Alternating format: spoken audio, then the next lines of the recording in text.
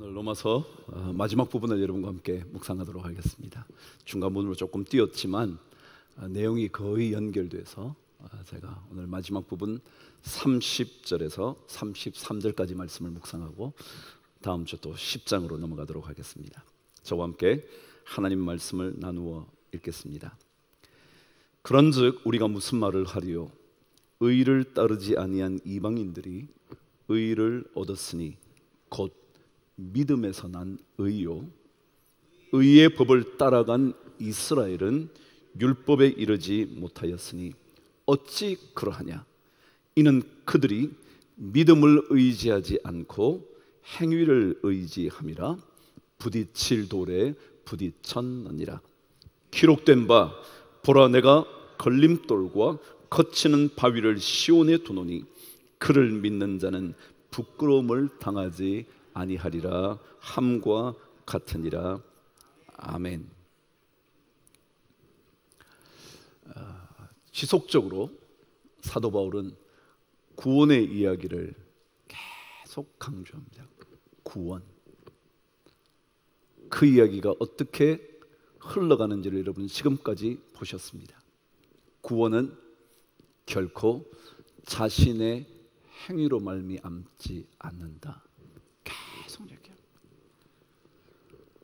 이스라엘 백성들은 자신의 행위에 집착하며 살았습니다. 그래도 당신보다는 내가 의롭다고 생각하며 살았습니다.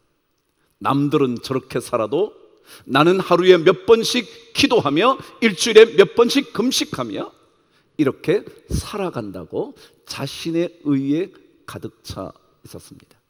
그러나 그것이 오히려 구원을 얻는 일에 걸림돌과 거치는 돌이 되었다는 것. 오늘 이야기가 전체가 그렇습니다. 근데 저는 이런 생각을 하면서 이 본문을 읽게 됐습니다. 혹시 자기 자신을 부끄럽다고 생각해 본 적이 있으신가요? 예를 들어 내가 조금 학벌이 없어서 부끄럽다고 생각해 보신 적 있으신가요? 혹은 부모 직업이 누군가에게 말하면 부끄러울 것 같다고 생각해 보신 적은 있나요? 혹시 여러분이 살고 계신 집이 혹은 동네가 자식이 다니는 학교가 조금 부끄럽다고 생각해 보신 적 있으신가요? 아니면 외모가 조금 남들에게 자신만만하게 나설 수 없다는 생각을 해보셨나요? 그래서 왠지 남 앞에 서는 기회가 있으면 피하고 싶었던 적은 있으셨나요? 반대로 한번 질문해 볼까요? 혹시 여러분 학벌이 조금 좋아서 어디 가도 꿀리지 않는다 스스로 생각하신 적은 있나요? 혹은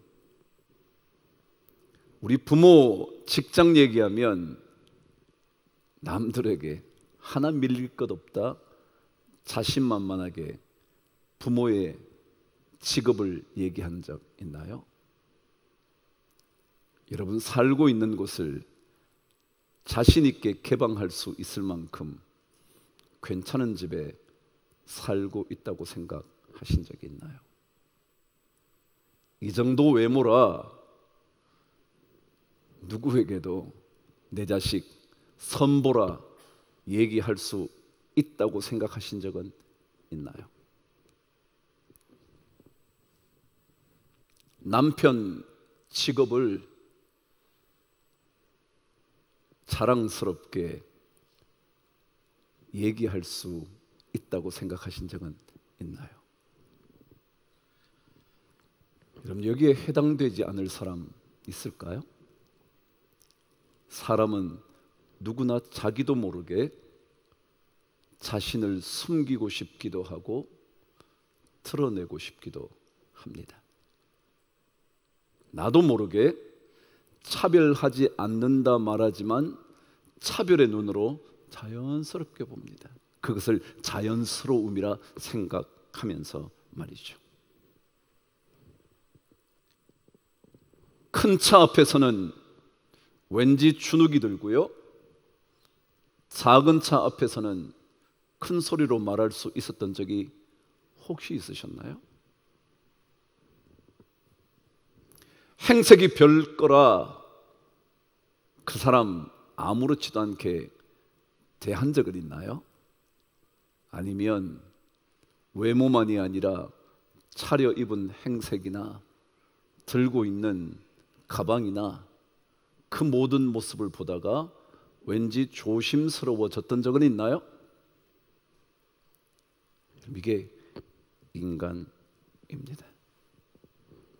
미국이라는 나라요, 평등을 강조하고 민주국가라 말하는 그 나라요, 아직까지도 인종차별로 인한 수많은 사건들이 벌어집니다.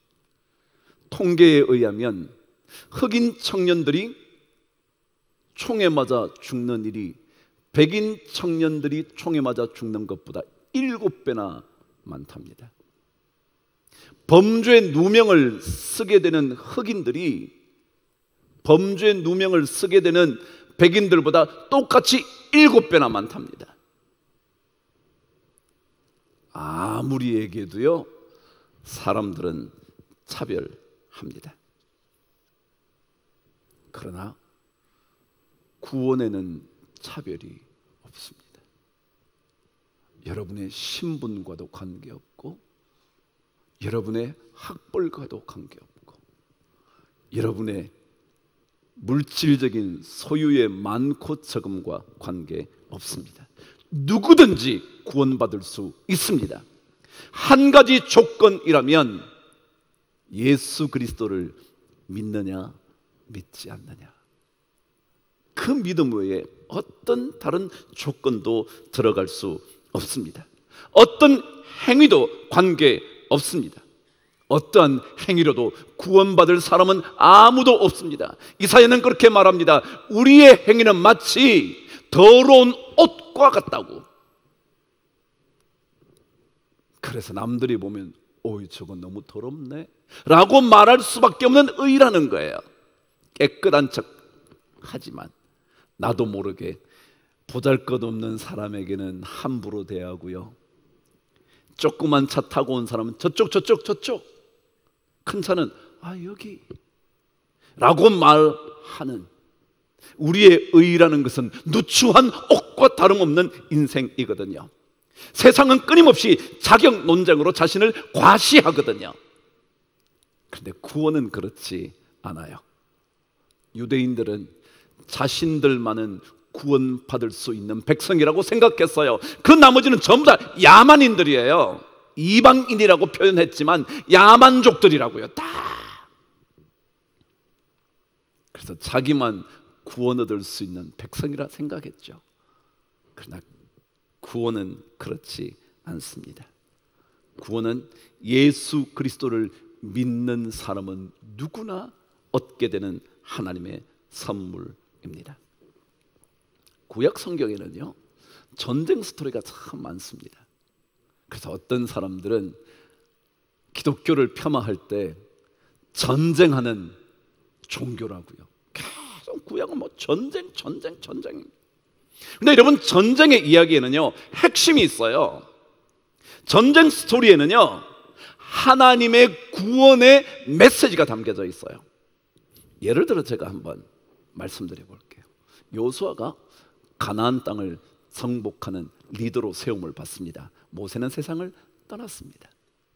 근데 가나안 땅을 점령하게 될 때 첫 번째 만났던 여리고는요, 여러분이 아시는 것처럼 그들이 싸워서 이겨낸 전쟁이 아니었습니다. 전적으로 하나님의 방식으로 승리를 쟁취한 내용입니다. 이게 뭐냐면요, 구원이라는 겁니다. 구원은 여러분이 창을 들고 칼을 들고 무찔러서 얻어내는 것이 아니라 하나님께서 주시는 방식으로만 얻을 수 있는 거다. 그게 구원의 메시지가 거기에 있어요. 전쟁에서 성을 빼앗았다는 얘기가 아니에요. 거기에는 하나님께서 주시는 건져냄, 이스라엘 백성을 구원해냄, 살려냄, 마침내 영혼을 건지는 것도 똑같이 이와 같다. 자신의 행위로, 자신의 능력으로, 자신의 전쟁 수행 능력으로 얻어낼 수 있는 것이 아니라 끊임없이 전쟁의 이야기에는 하나님 그분의 방식에 따라 이루어지는 겁니다. 여호수아가 그 여리고성을 점령하고 난 다음 그게 중부 지역이거든요. 드디어 남쪽 지역 정복을 시작합니다.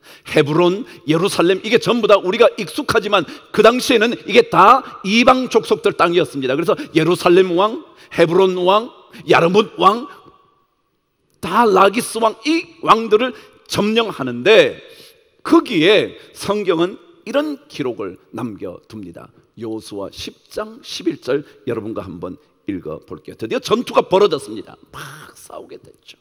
그런데요, 그 전투의 결말은 이렇게 끝이 납니다. 읽으실까요? 시작. 그들이 이스라엘 앞에서 도망하여 벳호론의 비탈에서 내려갈 때에 여호와께서 하늘에서 큰 우박덩이를 아세가에 이르기까지 내리심에 그들이 죽었으니, 그 다음 말이요, 이스라엘 자손의 칼에 죽은 자보다 시작 우박에 죽은 자가 더 많았다. 그럼 뭐냐면 전쟁에서 내가 저 사람 무찔러서 승리를 얻은 게 아니라는 거예요. 하늘에서 우박이 쏟아졌는데 이제껏 싸워서 얻은 전쟁의 승리보다 훨씬 더 거대해서 비교할 수가 없다. 이게 뭐냐면 구원이에요. 구원은 여러분이 하는 게 아니에요. 여러분이 잘 살면 구원 없고요, 못 살면 구원을 빼앗기고요, 그런 게 아니라고요. 구원은 하나님께서 이루시는 거예요. 하나님께서. 그게 바로 구약 성경에 나타난 전쟁의 이야기입니다. 너무도 많아서 제가 다 설명할 수가 없습니다. 전쟁은 하나님께 속한 거다. 다시 말하면 구원은 하나님께 속한 거다. 기드온과 미디안의 전쟁도 똑같잖아요. 제가 이 수많은 얘기를 다 들려드릴 수가 없어요. 그게 무슨 미디안을 묻히는 일에 기드온과 이스라엘 백성이 전쟁에서 승리하냐고요. 300명의 용사들이 무슨 전쟁에서 이기냐고요. 그런데 거기에는 하나님의 구원의 메시지가 있어요. 하나님의 방식이요. 손에 횃불을 들고 항아리를 들고 나팔을 불 때 그 항아리를 깨트리면서 외칠 때, 여호와와 기드온을 위하라 라고 외칠 때, 그때 미디안 족속이 무너지는 거예요. 구원이요, 구원. 신명기 7장 7절에서 8절까지 말씀은 이렇게 기록되어 있어요. 제가 한번 읽어볼게요.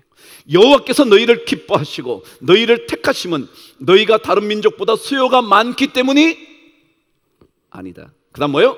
너희는 오히려 모든 민족 중에서 가장 적은데, 결론이 뭐라고요? 여호와께서 다만 너희를 사랑하심으로 말미암아. 하나님의 사랑으로 구원을 얻게 되는 거야. 구원이 그런 거예요. 하나님의 사랑으로, 하나님의 은혜로, 예수 그리스도의 십자가의 은혜로 우리가 구원을 얻게 되는 거지, 다른 것으로 얻는 게 아니라는 거예요. 이 땅에 누가 구원을 받을까요? 유대인일까요? 이방인일까요? 나일까요? 여러분일까요? 남자일까요? 여자일까요? 고용주일까요? 고용자일까요? 흑인일까요? 백인일까요? 백인일까요? 유색인종일까요? 누가 구원을 받을 수 있을 것 같아요? 여러분, 어느 누구도요 하나님의 구원에서 배제될 사람은 없습니다. 많은 사람들은 배제될 거라 말합니다. 그래서 14만 4천 명만 받을 거라 그렇게 얘기합니다. 아닙니다. 예수 그리스도를 믿는 자는 누구나 받습니다. 그게 완벽한 숫자 14만 4천 명입니다. 우리의 능력으로 되는 게 아니죠.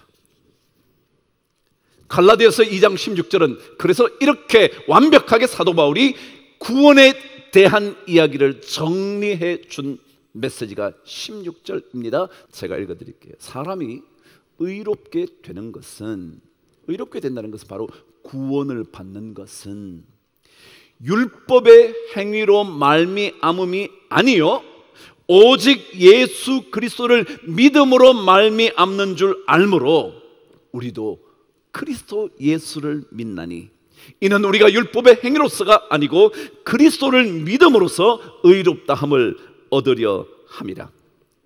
율법의 행위로서는 의롭다함을 얻을 육체가 없느니라. 오늘 성경 말합니다. 이스라엘 백성이요, 그들이 믿음을 의지하지 않고 그들의 행위에 의지했기 때문에 걸림돌에 걸려 넘어졌다는 거예요. 여기에 걸림돌이라는 건 예수 그리스도예요. 예수 그리스도를 믿으면 된다니까. 무슨 말이야? 믿어서 되냐? 네가 잘 살아야지. 다 그러잖아. 네가 잘 살, 너 같은 게 무슨 구원을 받아? 여러분, 아니요. 저는 우리 교회에요, 일꾼들 뽑아요. 괜찮은 사람 뽑아야죠. 아무나 뽑겠습니까? 그럼에도 불구하고 기억하십시오. 저런 사람이 장로가 된다고? 저런 사람이 권사가 된다고? 여러분 자신을 생각하셔야 합니다. 내가 그 정도밖에 안 되는데 내가 구원받는 겁니다. 내가 그 정도밖에 안 되는데 목사로 부름받는 겁니다.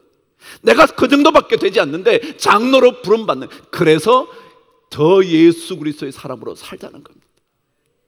뭔 자격이 있어서요? 뭔 자격이 얼마나 많아서요? 오늘 말하는 거예요. 그들은 자기 행위를 의지했기 때문에 그리스도라는 예수 그리스도가 걸림돌이 되고 부딪히는 돌이 됐다는 거예요.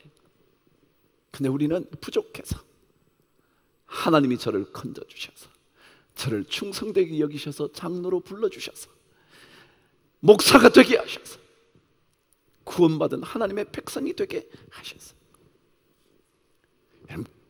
그 일로 살아가는 겁니다. 그런 사람들은 부끄러움을 당하지 않는다. 내가 흑인이기 때문에, 내가 장애인이기 때문에, 내가 못난 사람이기 때문에, 내가 배운 게 없는 사람이기 때문에, 그래서 부끄럽게 생각했던 그 부끄러움 당하지 않는다. 그게 믿음의 능력이다. 그게 오늘 제목이에요. 부끄러움을 넘어서는 믿음의 능력이 그런 거라는 거예요. 믿음의 능력은요, 여러분의 부끄러운 여러 조건들에 근거하지 않습니다. 그게 뭘 대단하다고요? 그게 뭐 어떻다고요? 하나님께서 우리를 건져 주시는데 말이죠. 블레셋과의 전투의 한 이야기를 들려드리고 말씀을 정돈해 보죠. 블레셋과 전투를 하는데 요나단이 갑자기 어느 날 생각이 든 겁니다.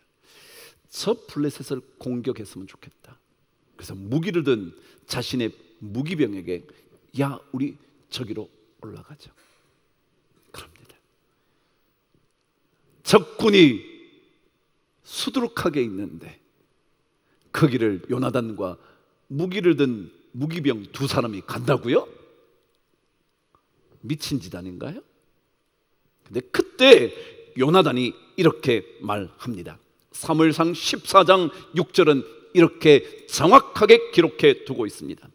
요나단이 자기의 무기를 든 소년에게 이르되 우리가 이 할례 받지 않은 자들에게로 건너가자. 여호와께서 우리를 위하여 일하실까 하노라. 그 다음 말이에요. 여호와의 구원은 사람이 많고 적음에 달리지 아니하였느니라. 다시 말하면 내가 좀 능력이 있어서, 내가 좀 저 적을 무찌를 수 있는 기술과 전쟁 수행 능력과 그리고 모든 무기가 있어서가 아니라 거기에 달려있지 않다. 여호와의 구원은 신약에도 똑같습니다. 여러분과 제가 자랑할 만한 것들이 많아서 구원받은 게 아니고요, 많아서 그렇게 부름받은 게 아니고요, 다만 하나님께서 우리를 사랑하셔서 하나님께서 우리를 건져 주신 것입니다. 오늘 성경은 우리에게 말합니다. 의의 법을 따라간다고 생각하는, 앞으로도 그렇게 살아야 한다고 생각하는 유대인들은 오히려 믿음을 의지하지 않았기 때문에 오히려 그 율법의 의에 이르지 못했다고. 왜냐하면 사람은요, 율법을 따라 살지만 훨씬 더 율법을 범하는 일이 많은 거예요. 그러고는 들키지 않은 죄에 대해서는 아무 말도 하지 않고요, 드러나는 의에 대해서는 막 자랑하는 겁니다. 내가 이 정도 살고 있어. 그런데 드러나지 않은 죄악은 아무도 모른다 생각하면서 자신은 의롭다 생각하는 거죠. 그게 오늘 성경이에요. 의의 법을 따르는 그 이스라엘 백성들이 오히려 율법에 이르지 못했대요. 율법에도 이르지 못합니다. 인간은요, 율법대로 산다 그래도 율법에도 미치지 못합니다. 그래서 구원은 하나님께 있습니다. 그 구원을 받은 사람들은 모든 부끄러움을 넘었습니다. 내가 학벌이 없건 돈이 없건 못생겼건 우리 부모가 보잘것없건 아무 관계없어.